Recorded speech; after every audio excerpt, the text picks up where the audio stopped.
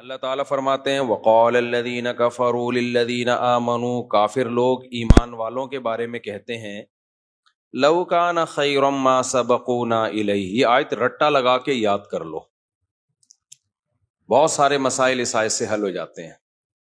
وہ کہتے تھے لو کان خیرا، اگر یہ اسلام کوئی خیر کی چیز ہوتی، ما سبقونا الیہ، تو یہ جو ایمان لائے ہیں نا لوگ، یہ ہم سے پہل نہ کرتے. کیا مطلب؟ ایمان جو لائے تھا ان کو کیا کہا جاتا تھا؟ صحابہ. وہی تھے نا صحابہ. صحابہ جو ایمان لائے تھے، جن میں حضرت ابو ہریرہ، عبداللہ بن مسعود، سیدنا ابو بکر، سیدنا عمر، حضرت عثمان، حضرت علی، عبد الرحمن ابن عوف، بہت سارے صحابہ تھے. انس ابن مالک جو مشہور صحابہ ہیں، حضرت ابو دردہ. مشرکین کو اپنے دولت پہ، اپنی سرداری پہ اور اپنی ذہانت پہ بہت زیادہ ناز تھا کہ ہم ذہین لوگ ہیں، ہم قوم کے بڑے لوگ ہیں، اور ایمان لانے والے ابن مسعود جیسے، ابو ہریرہ جیسے غریب اور مسکین. تو وہ تکبر میں کہا کرتے تھے کہ اگر اسلام کوئی خیر کی چیز ہوتا تو یہ غریب غربا قسم کے لوگ تھوڑی پہل کرتے. خیر کی طرف جو مائنڈ جاتا ہے وہ کس کا پہلے جائے گا؟ ہمارا مائنڈ. یہ لوگ گئے ہیں، اس کا مطلب یہ کوئی خیر کی چیز، جملہ مکمل کیا کریں بھائی جان، یہ کوئی خیر کی چیز نہیں ہے. آپ کیا مشرکین کے اس نظریے سے متفق ہو؟ بولو. 100% نہیں. ہم الٹا کرتے ہیں اس جملے کو جو مشرکین نے کہا تھا. ہم کہتے ہیں لو کان خیرن، کوئی اگر خیر کی چیز ہوگی، لسبقونا، لام تاکید کا ہے. وہ کہتے تھے ما سبقو، وہ ہم پہ سبقت نہیں کریں گے. ما کا معنی نہیں. ہم کہتے ہیں لسبقونا الیہ، وہ یقیناً ہم پہ پہل کریں گے. اس سے بدعت کا پورا دروازہ ہمیشہ کے لیے بند ہو گیا. کوئی خیر کا کام ہے صحابہ نے نہیں کیا، اٹ مینز وہ خیر کا کام نہیں ہے. ہمارا نظریہ مشرکین والا نہیں ہے. مشرکین کہتے تھے خیر کا کام ہوتا تو ہم کرتے، یہ تھوڑی ہم سے پہل کرتے.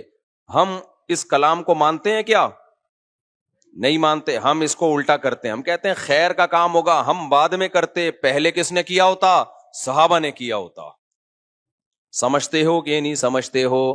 تبھی میں بار بار کہتا ہوں قرآن و سنت کی وہ تشریح جو صحابہ نے جس پر عمل نہیں کیا، اس کا مطلب وہ خیر نہیں ہے، وہ آپ کی اپنی تشریح ہے جو آپ امت پہ تھوپ رہے ہو. شب برات میں دیکھ لو نا کیا ڈرامے بازیاں ہوتی ہیں. قبرستان والی حدیث پیش کی جاتی ہے شب برات کے بارے میں. سارے خطیب حدیثیں پیش کر رہے ہوتے ہیں کہ نبی صلی اللہ علیہ وسلم 15 شعبان کو قبرستان گئے ہیں. تو ہم بھی 15 شعبان کو کہاں جائیں گے بھائی؟ قبرستان. ہم کہتے ہیں حدیث ضعیف ہے، کہتے ہیں نہیں بھائی تمہیں تو جو حدیث تمہارے خلاف جائے وہ ضعیف ہو جاتی ہے. لو بھیا، تو آخری جواب کیا ہوگا؟ ارے صحابہ سے دکھا دو کون اس رات قبرستان گیا ہے. کیوں؟ اگر شب برات کو 15 شعبان کو قبرستان جانا خیر کا کام ہوتا تو ابو بکر گئے ہوتے کہ نہیں ہوتے؟ عمر گئے ہوتے کہ نہیں ہوتے؟ عثمان گئے ہوتے؟ علی گئے ہوتے؟ ابن مسعود گئے ہوتے؟ ابو ہریرہ گئے ہوتے؟ جابر بن عبداللہ گئے ہوتے؟ معاذ بن جبل گئے ہوتے؟ سیدہ عائشہ گئی ہوتی؟ سیدہ زینب گئی ہوتی؟ یہاں تو جینٹس بھی جا رہے ہیں اور لیڈیز بھی جا رہی ہیں، اور جتھوں کی شکل میں جا رہے ہیں. اس لیے میرے بھائی یہ بدعت والا کام کیا کرو؟ بولو نا، چھوڑ دو. لو کان خیرا ما سبقونا الیہ، اذان سے پہلے اگر اس کام کی کوئی فضیلت ہوتی جو ہمارے ہاں صلاۃ والسلام پڑھا جاتا ہے بعد میں بھی پہلے بھی، تو بھائی صحابہ کرام اس کام میں ہم پہ پہل کرتے، کیونکہ وہ لوگ خیر پر ہم سے بہت زیادہ حریص تھے. تو دین کو قرآن و سنت کی ایسی تشریح جس میں آپ صحابہ کو بیچ سے ہٹا دیں، وہ تشریح اٹھا کے دیوار پہ دے مارو، چاہے وہ دیکھنے میں کتنی ہی اٹریکٹیو لگے، اس کی دلیل آپ کو کتنی ہی مضبوط لگے. سمجھتے ہو کہ نہیں سمجھتے؟ یہی وجہ ہے کہ بہت سارے فقہا بعض حدیثوں کو چھوڑ دیتے ہیں کہ بھئی ہمیں صحابہ میں اس کا یہ عمل نہیں ملتا، اور بعض کمزور حدیثیں ہوتی ہیں لے لی جاتی ہے. کیوں؟ وعلیہ العمل، وہ دلیل یہ دے رہے ہوتے ہیں اس پر کیا ہے؟ عمل ہے. اور ان سب باتوں کی دلیل جیسے قرآن کی آیت ہے, ایک اور حدیث ہے جو میں بار بار بیان میں بتاتا ہوں. آج میرا ٹاپک نہیں ہے تو میں آگے چلوں گا انشاءاللہ یہ اس کو بیان کر کے. وہ یہ کہ جب نبی صلی اللہ علیہ وسلم نے فرمایا نا امت میں 73 فرقے ہوں گے, کلہم فی النار, سب کے سب جہنم میں سوائے ایک کے. اس حدیث کو اس پہ تو پیش کیا جاتا ہے کہ فرقہ واریت غلط ہے, فرقے نہیں ہونے چاہیے. لیکن جتنے لوگ یہ حدیث پیش کر رہے ہوتے ہیں آدھی بات کرتے ہیں اور آدھی پی جاتے ہیں. یقیناً اس حدیث سے پتہ چلتا ہے صرف ایک جنتی, باقی سارے کہاں؟ بولو نا, جہنم. واقعی فرقے غلط ہیں, فرقے نہیں ہونے چاہیے. لیکن پوری بات تو پوچھو بھائی, سارے فرقے جہنمی ہیں, سارے جہنم میں. نبی نے فرمایا ایک ان میں سے کیا ہوگا؟ بولو نا, وہ جنت میں ہوگا. وہ بھی تو فرقہ ہی ہوگا, وہ بھی تو ایک کانسیپٹ ہی ہوگا, وہ بھی تو ایک نظریہ ہی ہوگا. اگلا سوال صحابہ نے پوچھا, یا رسول اللہ کون سا فرقہ جنت میں جائے گا؟ یعنی کلہم فی النار, سارے جہنم میں, تو ایک جو جنت میں ہوگا وہ کون سا ہوگا؟ تو نبی نے جو علامت بتائی ہے اس کو خوب غور سے سنو, بار بار بتاتا ہوں. نبی یہ نہیں فرمایا کہ جو قرآن پہ چلے گا, کیونکہ ہر فرقہ اپنی نسبت کس کی طرف کرتا ہے؟ بھئی ہم تو قرآن کو تو سب مانتے ہیں, کیونکہ وہ مسلمانوں کے اندر فرقے ہوں گے نا, اسلام کی طرف نسبت کریں گے اپنی, تو قرآن تو بیسک ہے نا. کوئی فرقہ ایسا ہو سکتا ہے کہ میں مسلمانوں کا ایک فرقہ ہوں اور میں برحق ہوں؟ کیا بھئی ہے تو دلائل کہاں سے لیتا ہے؟ میں تورات سے دلائل لیتا ہوں. میں جب ریفرنس دوں گا تورات اور انجیل کے دوں گا, تو لوگ کہیں گے یار تو جڑ سے ہی ختم ہو گیا. اس لیے قرآن کے نام پہ تو ہر شخص کوئی صحیح تشریح کرتا ہے اور قرآن کے نام کا کوئی منجن بیچتا ہے. تو اس لیے نبی نے یہاں قرآن کا نام نہیں لیا. یقیناً قرآن پہ چلنا ہی والا ہی برحق ہوگا, لیکن یہاں نبی تو بتا رہے ہیں نا کہ ان 73 میں ٹھیک کون سا ہوگا, تو اس کی سلیکشن کا آسان طریقہ بتایا جائے. اگر آپ بتا دیتے جو قرآن پہ چلے گا, تو ہر شخص دعویٰ کیا کر رہا ہے؟ قرآن. پروفیسر غامدی صاحب بھی کہتے ہیں میں قرآن کو مانتا ہوں. وہ حضرت عیسیٰ کی موت کے دلائل بھی قرآن سے دے رہے ہوتے ہیں, حالانکہ قرآن سے ان کی موت کے دلائل, لیکن باتوں کو گھما دیا. پبلک کو تو نہیں قرآن کی سنت کا زیادہ پتا ہوتا. تو نبی نے کیا فرمایا؟ یہ بھی نہیں فرمایا کہ جو حدیث پہ چلے گا, اس لیے کہ بہت سے لوگ اپنی نسبت کہاں کر دیتے ہیں؟ حدیث کی طرف. لیکن حدیث کی وہ ایسی تشریح کر رہے ہوتے ہیں جو صحابہ سے ثابت نہیں ہوتی. اس لیے پوری بات نبی نے فرمائی, ما انا علیہ و اصحابی, جس پر میں ہوں اور میرے صحابہ. میں کا کیا مطلب؟ قرآن پہ تو چلنا ہے, لیکن قرآن پہ اس طرح سے چلنا ہے جیسے میں چلا. قرآن کی کوئی ایسی تفسیر مارکیٹ میں نہ لے آنا جو میرے زمانے میں نہ ملتی ہو, جس پر میرا عمل نہ ہو, اور میرے عمل کی ایسی تفسیر نہ لے آنا جو صحابہ سے ثابت نہ ہو. تبھی تو میں بار بار جو چیلنج کرتا ہوں نا, 3 طلاق ایک نہیں ہوتی, اس پہ بہت سارے اب میرے خلاف کلپ آنے لگے. ابے کسی ایک صحابی سے دکھا دو نا یار جس نے 3 طلاقوں کو ایک کہا ہو, دکھا دو نا آپ. اور حدیث کی کتابوں میں 3 کو 3 کہنے کے فتوے بھرے ہوئے ہیں, اس کا کوئی جواب نہیں دیتا. گھماتے رہتے ہیں ایکچولی یوں کر کے. چھوڑو تم قرآن و سنت کو, تم یہ بتاؤ قرآن و سنت کی وہ تشریح معتبر ہے جو صحابہ کی تھی, یا تمہاری اپنی معتبر ہے؟ تو خیر یہ تو بیچ میں ضمناً ایک مسئلہ آ گیا, لیکن یہ پورا اصول ہے, یاد رکھو. آپ صحابہ کو بیچ سے نکال کے اگر ڈائریکٹ قرآن و سنت پہ چلنے کی کوشش کرو گے, لیبل قرآن و سنت کا ہوگا, لیکن وہ قرآن و سنت کی آپ کی ذاتی تشریح ہوگی جو آپ اٹھا کے امت پہ تھوپ رہے ہوگے. سمجھتے ہوگے نہیں سمجھتے؟ اور صحابہ کا کسی مسئلے پہ اجماع ہو جائے وہ تو پھر انف, کیونکہ نبی صلی اللہ علیہ وسلم کی صحیح حدیث ہے, سب اس کو مانتے ہیں, لا تجتمع امتی علی ضلالہ, میری امت کبھی گمراہی پہ جمع نہیں ہو سکتی, کسی بھی دور میں نہیں ہو سکتی. یہ کسی زمانے کے ساتھ خاص نہیں ہے, کوئی بھی دور آ گیا نا امت کسی ایک مسئلے پر ہو گئی, اب حق اس میں منحصر ہے. کیونکہ اگر ہم مان لیں کہ یہ غلط مسئلے پر جمع ہو گئی تو اس کا مطلب امت گمراہ ہے, پوری امت گمراہ, جبکہ پوری امت گمراہ نہیں ہو سکتی. تو اجماع میں سب سے پہلے درجے کا اجماع کس کا ہے؟ صحابہ کا. پھر بعد والے لوگوں کا، پھر بعد والے لوگوں کا. اور اجماع کی بھی دو قسمیں یاد رکھو. ایک اجماع تو وہ ہے کہ بہت سارے صحابہ سے ایک عمل تواتر کے ساتھ. ایک یہ ہے جس کو اجماع سکوتی کہتے ہیں. صحابہ نے کسی نے بھرے مجمع میں ایک عمل کیا اور کسی نے ان پر اعتراض نہیں کیا، یہ بھی اجماع ہے. تو یہ چند اصول اچھی طرح سے سمجھیں. اور یہ آیت یاد رہے گی نا، لو کان خیرا ما سبقونا الیہ. مشرکین کہتے تھے کہ اگر اسلام خیر کا کام ہوتا تو صحابہ ہم سے پہل نہ کرتے. ہم کیا کہتے ہیں بھائی، کوئی بھی خیر کا کام ہوگا تو ہم سے پہلے صحابہ نے کیا ہوگا. تبھی ہم کہتے ہیں بھائی مردوں کے ایصال ثواب کے لیے اجتماعی قرآن خوانیاں مت کیا کرو. حضرت ابو بکر کا انتقال ہوا، کبھی دیکھا حضرت عمر نے تمبو لگایا، دیگیں پکائیں اور سارے صحابہ کو بلایا، چل بھائی تو پہلا پارا، تو دوسرا پالا، تو تیسرا پارا. کبھی دیکھا آپ نے کسی نے؟ کوئی ضعیف روایت ہے اس بارے میں؟ کوئی دیگوں کے ڈھکن کہیں نہیں ملا ہوگا نا آپ کو. یا اس زمانے میں دیگیں نہیں ہوتی تو کچھ تو ہوتا تھا نا، کسی میں تو کچھ پکتا ہوگا. حضرت علی کی شہادت ہوئی، سیدنا عثمان کی شہادت ہوئی، کوئی برسی ہوئی؟ بولو نا کیا ہو گیا بھائی جان، چپ کیوں بیٹھے ہو؟ کوئی برسی ہمیں ملتی ہے صحابہ کے دور میں کہ فلانے کی حضرت عمر کی برسی منائی ہو، یا حضرت عثمان کی منائی ہو، یا کسی نے کسی کی ابا کی منائی ہو، اماں کی منائی ہو. یادگار کے لیے تصویریں رکھنا بزرگوں کی گھر میں. آج لوگوں نے اپنے پیر صاحب کی تصویر لٹکائی بھی ہوتی ہے. سب سے بڑے پیر تو محمد صلی اللہ علیہ وسلم تھے، اور تصویر سازی کا فن اس وقت عروج پر تھا.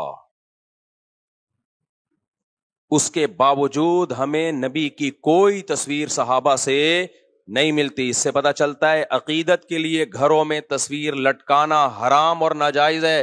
نبی نے صحابہ کی ایسی ٹریننگ کی تھی تصویر کے بارے میں، ایسی تربیت کی تھی کہ نبی سے بے پناہ محبت کے باوجود بھی کسی صحابی نے یہ جرات نہیں کی. یہ جتنی تصویریں آتی ہیں نا مسلم ہیروز کی، فرضی ہوتی ہیں. مسلمان کبھی نہیں تصویر بناتے تھے. صرف ایک محمد ابن قاسم ایسا ہے لیڈر جس کی تصویر کے بارے میں مورخین کہتے ہیں اوریجنل تصویر ہے. داڑھی اس کی پوری تھی، لیکن اگر تصویر میں داڑھی کم آ رہی ہے تو غلط ہے. وہ کیوں ہے؟ اس کی وجہ ہم نے کتابوں میں پڑھی ہے. وجہ یہ ہے کہ محمد ابن قاسم جب ہندوستان یہ سندھ کے راستے سے آیا نا، یہاں تو ہندو رہتے تھے، تو اس نے یہاں اتنا انصاف دیا لوگوں کو، اور لوگوں کے ساتھ ایسا اچھا سلوک کیا محمد بن قاسم نے، کیونکہ مسلم فاتح بن کے آیا تھا. یہاں پہلے ہندوؤں کے کوئی بہت ظالم قسم کے لوگ ہوتے تھے، تو ہندوؤں کو اس سے عقیدت ہو گئی، اور ہندوؤں کو جس سے عقیدت ہونا اس کو بھگوان بنا لیتے ہیں. وہ یہ ہمیشہ سے چلا آ رہا ہے. تو جب محمد بن قاسم واپس گیا ہے نا، ہندوؤں نے اس کی تصویریں بنا کے پوجنا شروع کر دیا اس کو. اس وجہ سے ہندوستان کی تاریخ میں کس کی تصویریں باقی رہ گئیں؟ محمد بن قاسم کی. ظاہر ہے اس میں تبدیلی آئی ہوگی، میں نہیں کہہ رہا ایگزیکٹ وہی ہے، لیکن ہمیں محمد بن قاسم کی ہندوستان میں تصویریں ملتی ہیں. وجہ اس کی ہے کہ ہندوؤں کے ساتھ اس نے اتنا اچھا سلوک کیا، اتنا اچھا سلوک کیا. یہ تو اب تاریخ کو نا مسخ کیا جا رہا ہے ایک پروپیگنڈے کے تحت. محمد بن قاسم کو ڈاکو بنا کے پیش کیا جا رہا ہے، اور اس کو ظالم بنا کے پیش کیا جا رہا ہے. اب تاریخ کیا ہو رہی ہے؟ مسخ، چینج، تاکہ جو مسلم ہیروز تھے جن کے دنیا میں بڑے کارنامے، اور اس میں ہمارے کچھ مسلم اسکالر بھی ہیں جو لیبل اسلام کا لگاتے ہیں، کام سارا وہی کر رہے ہیں جو سیکولر لوگوں کا کام ہے. سمجھتے ہو کہ نہیں سمجھتے ہو؟ تو اس سے بھی پتہ چلتا ہے بھائی گھروں میں بزرگوں کی، باپ دادا کی تصویریں بولو مت لگائے کرو. اس سے بھی ہمیں پتہ چلتا ہے کہ اگر میرے بھائی 12 ربیع الاول منانا، میں اسی اسٹائل میں کہوں گا نا جس اسٹائل میں تقریریں ہوتی ہیں 12 ربیع الاول، اگر 12 ربیع الاول کا حلوے مانڈے اور اس میں جو کچھ ہو رہا ہے، یہی ہو رہا ہے نا، ناچ رہے ہیں، گا رہے ہیں اور حلوے مانڈے بانٹ رہے ہیں، اگر یہ خیر کا کام ہوتا تو صحابہ نے ہم سے پہلے کیا ہوتا. پوری اسلامی تاریخ اٹھا کے دیکھ لو، صحابہ، تابعین، تبع تابعین، چاروں ائمہ، مجتہدین، امام بخاری، امام مسلم، امام ابو داؤد، جتنے محدثین فقہا گزرے ہیں، کہیں بھی ہمیں اس کا 12 ربیع الاول ان کی زندگی میں آیا اور کچھ بھی انہوں نے کیا ہو، اس کا بھی ثبوت نہیں ملتا. کچھ بھی نہیں. ان کی زندگی میں جو حیثیت 11 تاریخ کی تھی وہی کیسی تھی؟ وہی 12 کی تھی، اور وہی 13 کی تھی. فقہی کتابوں میں جو اسلامک لا لکھا ہوتا ہے نا صدیوں سے، اس میں 12 تاریخ کا کوئی ایک حکم بھی الگ سے بیان نہیں کیا گیا کہ اس دن یہ کرنا زیادہ ثواب. حتیٰ کہ اس دن درود شریف کثرت سے پڑھنا بھی زیادہ ثواب نہیں ہے، عام دنوں کے جیسے ثواب ہے. جمعے کے بارے میں آتا ہے حدیث میں کہ درود شریف پڑھنے کا ثواب، صحیح حدیث صحیح ہے. ابے جمعے کے بارے میں آتا ہے کہ درود شریف پڑھنے کا ثواب جمعے کے دن عام دنوں سے زیادہ، جبکہ نبی کی پیدائش کا دن جمعہ تھا یا پیر تھا؟ پیر.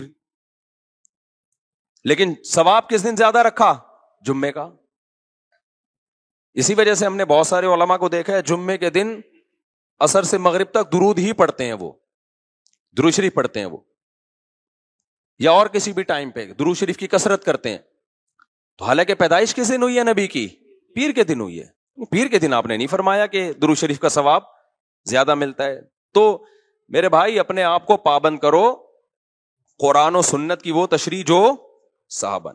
تو 12 ربیع الاول کے حلوے مانڈے ہمیں کہیں بھی نہیں ملتے، اور نہ یہ عرس قوالی. صحابہ کے دور کے کسی مشہور قوال کا نام تو بتاؤ ہے بھائی، کوئی صحابہ کے دور میں کوئی بہت مشہور قوال ہو جن کی قوالی سننے کے لیے صحابہ کرام جایا کرتے. کوئی عرس ہوا صحابی کے دور میں ہے بھائی؟ کوئی عرس ہو رہا ہو کہ جی، یا آج کل نا وہ بھی آ رہا ہے انٹرنیٹ پہ بڑی چیزیں آ رہی ہوتی ہیں، وجد آ رہا ہے، اچھل رہے ہیں دائیں بائیں، کوئی ایک دم ہوا. تو کوئی صحابہ کے دور میں کسی کو وجد آیا کہ جی وہ قوالی چل رہی ہو، دھمال ہوا، اور وہ حضرت عمر تو رکھ کے تھپڑ لگاتے اگر کسی کو ہوتا نا ایسے کہ انسان کا بچہ بن کے بیٹھ جائے، کیا کر رہے تو یہاں کیا ڈرامہ لگایا ہوا ہے یار، یہ کیا پن لگا کے رکھا ہوا ہے وہی کلپ چلا دو اس کے ساتھ. جب بھی کوئی ایسی قوالی میں اچھل کود کر رہا ہو نا تو لندن والے کا وہ کلپ لگا دو، کیا پن لگا کے رہا. وہ پورا جملہ مسجد کی وجہ سے میں نہیں کہہ پا رہا، کیا پن لگا کے رکھا ہوا ہے وہ چلا دیا کرو ساتھ میں. تو یہ عرس ہو گئے، قبروں پہ قوالیاں ہو گئیں، دھمال ہو گئے، اور یہ جو ٹوپی ڈرامے ہو رہے ہیں، اور بیچارے بن سج کے شب برات کو قبرستان جا رہے ہوتے ہیں. چھوڑ دو میرے بھائی یہ کام. قبرستان جب تمہیں پٹے پہ ڈال کے لے کے جائیں گے نا وہی ٹھیک ہے. اس سے پہلے جانا ہے دن میں جاؤ. قبرستان رات کو جانے کا موقع نہیں ہے، دن میں جاؤ اور تنہائی میں جاؤ. نبی صلی اللہ علیہ وسلم نے فرمایا فزورها فانها تذکر الاخرہ، قبرستان جایا کرو، اس سے آخرت کی یاد تازہ ہوتی ہے. وہاں جا کے کیا کرنا ہے؟ مرحوم جتنے ہیں ان کے لیے دعا کرنی ہے. سب سے پہلے تو ان کو سلام کرنا ہے، السلام علیکم یا اہل القبور، اے قبر والو تم پر سلامتی ہو. اس کا مطلب یہ نہیں کہ وہ قبر والے سن رہے ہوتے ہیں، وہ تو اللہ پہنچا دیتا ان کو سلام. تو یا اہل القبور یہ اختلافی مسئلہ ہے، اس میں پھڈے میں نہ پڑ جانا. یا اہل القبور، اے قبر والو تم پر سلامتی ہو. آگے جملہ بڑا ڈینجرس ہے، وہ بھی بول لیا کرو، انتم لنا سلف، تم پہلے چلے گئے، ونحن وإنا ان شاء اللہ بکم لاحقون، اور ونحن بکم خلف، اور ہم تمہارے بعد آنے والے ہیں. وإنا ان شاء اللہ بکم لاحقون، اللہ نے چاہا تو عن قریب ہم بھی یہیں پہنچنے والے ہیں. بہت ڈر لگے گا، کب کبانے لگو گے یہ کیا باتیں کر رہا ہوں میں، لیکن بھائی ایسا تو یہ تو ہوگا. تو اس سے عبرت حاصل ہوتی ہے کہ بھائی ہم نے بھی ایک دن یہاں سے پتلی گلی سے نکلنا ہے. تو یہ کام کیا کرو قبرستان میں جا کے. اور یہ جتھے بنا کے جانے میں، جتھوں میں تو کیا ہوتا ہے، گپیں لگ رہی ہوتی ہیں، اور سنا یار یہ گھڑی کہاں سے خریدی، موبائل وہی پرانا چل رہا ہے، ابھی تو نیا آ چکا ہے. تو کیا عبرت حاصل ہوگی میرے بھائی. اور زیادہ عبرت حاصل کروانی ہے تو کوئی بندہ پیچھے بٹھا دو. جب آپ جاؤ نا بولو السلام علیکم یا اہل القبور، واپس وہاں سے آواز آئے وعلیکم السلام بھائی عبد الغفور. پھر جو عبرت حاصل ہوگی انشاءاللہ سارے کبیرہ صغیرہ کبیرہ گناہ سے توبہ کی ہمیشہ توفیق مل جائے گی، کیونکہ آپ کو لگے گا کہ قبر سے رپلائے آ گیا ہے. پھر تو ایسا انسان کے بچے بنو گے نا ساری زندگی. تو خیر یہ آیت یاد رکھیں، جتنی بدعتیں ہیں تو سب اسی میں داخل ہیں. تو چھوڑ دو ان بدعتوں کو میرے بھائی. سیدھا سیدھا صاف ستھرا ملت بیضاء جو اللہ اس کے رسول نے ہمیں دیا ہے، صاف ستھرا دین. تو جو نبی صلی اللہ علیہ وسلم اور صحابہ سے منقول ہے، یہ محرم میں بھی یہی ہے. ہمارے نبی صلی اللہ علیہ وسلم نے نوحہ کرنے سے منع کیا ہے. صحیح حدیثیں جن پر لعنت کی گئی ہے. اہل بیت کبھی بھی میتوں پہ چیخے نہیں مارتے تھے، کبھی بھی نوحے نہیں کرتے تھے، صبر کر کیا ہے انہوں نے. تو ہمیں بھی کیا حکم ہے میرے بھائی؟ نہ ہم نے برسیاں منانی ہیں، اور نہ ہم نے گریبان چاک کرنے ہیں، نہ ہم نے سینوں کو پیٹنا ہے. اور ویسے بھی شہید کا کوئی شہید تو زندہ ہوتا ہے، اور ہم زندہ جاوید کا ماتم نہیں کرتے. سمجھتے ہو کہ نہیں سمجھتے؟ تو ہم نے بھائی صحابہ کو فالو کرنا ہے, ہمارے پاس جو دین چلا آ رہا ہے. اور پھر بار بار کہتا ہوں کسی کے مسلک کو چھیڑو نہیں, اپنے کو چھوڑو نہیں. یہ اس لیے نہیں کہتا اپنا غلط ہے اس لیے نہیں چھوڑو, اپنا صحیح ہو تو اس صحیح کی بات کر رہا ہوں, چھیڑنے سے منع کر رہا ہوں. کیونکہ آپ دلیل کی دنیا میں بات اپنی دنیا کے سامنے رکھ دو, بس اتنا تو چھیڑنا ضروری ہے. آگے بحث مباحثہ کرنے کی کوشش مت کرو, اس سے اختلاف پیدا ہوتا ہے, جھگڑے پیدا ہوتے ہیں, ملک میں فساد پیدا ہوتا ہے. یہ مطلب ہے میرا کہ دوسرے کو چھیڑو نہیں. سمجھتے ہو کہ نہیں سمجھتے؟ اور اپنے کو چھوڑو نہیں کا مطلب یہ نہیں کہ اگر اپنا غلط ہونا ثابت ہو جائے تو بھی نہیں چھوڑو. تو اپنے سے میری مراد ہمارا اپنا, جس کو ہم صحیح سمجھتے ہیں, اس کے بارے میں ہم کہہ رہے ہیں. میری ہر چیز کو لوگ غلط لے کے جاتے ہیں کہ اچھا تمہارا مسئلہ غلط ہو تو بھی نہیں چھوڑو. غلط ہونا ثابت ہو جائے گا 2 منٹ میں چھوڑ دیں گے انشاءاللہ. ثابت تک کرو میرے بھائی, تمہارے کہنے سے تھوڑی ثابت ہوگا. کیونکہ ہمیں فخر ہے کہ ہم ائمہ اربعہ کو فالو کرتے ہیں, چاروں اماموں کو مانتے ہیں برحق. اور ائمہ اربعہ نے قرآن سنت اور کس کو اصل بنایا؟ صحابہ کو. وہ قرآن و سنت کی وہ تشریحات نہیں کرتے جو صحابہ سے ثابت نہ ہو. اسی وجہ سے 99% امت انہی کو ہمیشہ سے فالو کرتی آ رہی ہے. باقی ان میں کوئی فروعی اختلاف ہے تو وہ اختلاف جب ہی ہوا ہے جب دلائل دونوں طرف تھے. کسی نے ایک کو ترجیح دے دی, دوسری میں تعویل کر دی, کسی نے دوسری کو ترجیح دے دی, اس میں تعویل کر دی, اور ان سے نکل گئے تو بے لگام اونٹ. دیر آگے ہر شخص ایک نیا فرقہ ہے, ہر آدمی کا قرآن حدیث دوسرے سے الگ. اور آگے جو نسلیں برباد ہوں گی, کوئی مرتب لا ہی نہیں ہے, کوئی مرتب فقہ ہی نہیں ہے, کوئی A to Z مسائل کی کوئی ایک کتاب ہی نہیں ہے, تو کیا پھر اس مفتی سے پوچھو وہ کچھ, ادھر سے پوچھو وہ کچھ, ادھر سے پوچھو وہ کچھ, تو برباد ہو جائے گی پھر تو امت بھائی. تو کوئی مرتب چیز ہوگی تو اس کو فالو کیا جائے گا نا. کوئی مرتب لا ہی نہیں ہے تو کہاں سے فالو کیا جائے گا اس کو. چلیں بھائی ہم آگے چلتے ہیں, یہ آیت ہو گئی. تو خلاصہ کیا نکلا بھائی؟ یہ حلوے مانڈے اور یہ محرم میں جو کچھ ہو رہا ہے, جو کر رہے ہیں ان کو کرنے دو, چھیڑو نہیں. لیکن جب ہم سے کوئی پوچھے کہ کیوں نہیں کر رہے, ہم کہیں گے بھائی ہم کس کو مانتے ہیں؟ صحابہ کو. صحابہ نے نہیں کیا, ہم بھی نہیں کریں گے. یہاں بعض لوگ دلیل دیتے ہیں کہ صحابہ نے تو مدرسے بھی نہیں بنائے, صحابہ کے ہاں تو بخاری کا گھنٹہ بھی نہیں ہوتا تھا, ترمذی کا گھنٹہ بھی نہیں ہوتا تھا, ہدایہ کے پیریڈ بھی نہیں ہوتے تھے. اور بھائی جان کچھ چیزوں کا تعلق مینجمنٹ سے ہوتا ہے, سمجھتے ہو؟ مدرسہ صحابہ کے ہاں بھی تھا, اصحاب صفہ مدرسہ تھا نا. تو نظم کسی چیز کا بنانا, اس میں ثبوت کی ضرورت نہیں ہوتی, وہ ہر شخص کا اپنا نظم, ہر مدرسے کا اپنا نظم ہوتا ہے. سمجھ رہے ہو؟ پہلا پیریڈ کسی کے ہاں بخاری کا ہوگا, دوسرا ترمذی کا. کسی کے ہاں پہلا ترمذی کا ہوگا, دوسرا بخاری کا. کسی کے ہاں 1 گھنٹے کا پیریڈ ہوتا ہے, کسی کے ہاں 45 منٹ کا ہوتا ہے. کسی کے ہاں دیسی سٹائل ہوتا ہے, پیریڈ سسٹم ہی نہیں ہوتا, سسٹم ہوتا ہے ان کے ہاں. خیر, تو یہ مینجمنٹ سے ان چیزوں کا تعلق ہے. اس کی مثال ہے جیسے گھڑی. اب ہم نے لگا دیا 8:30 بجے عشاء کی نماز ہوگی, کوئی کہ صحابہ کے دور میں تو گھڑیاں نہیں ہوتی تھیں. اب بھائی جان یہ سوال کیا ہے؟ تو گھڑی ایجاد ہی نہیں تھی تو ہوتی کہاں سے؟ جبکہ ربیع الاول تو صحابہ کے دور میں بھی تھا, یا تو آپ کہتے ہیں ربیع الاول ایجاد ہی ابو ہے, تو اس دور میں بھی تھا, اب بھی ہے. تو کچھ لوگ عجیب سے باتیں کر رہے ہوتے, کہتے ہیں اس دور میں گھڑیاں نہیں تھی تو گھڑی بھی, جہاز تھے کیا تو جہاز بھی بدعت ہے. بھائی اس دور میں بھی سواری تھی, آج بھی کیا ہے؟ سواری ہے. سواری مقصد تھوڑی ہے, وہ تو ذریعہ مقصود ہے. تو نبی کے دور میں جہاز ہوتے تو آپ بھی جہاز میں ہی سفر کرتے.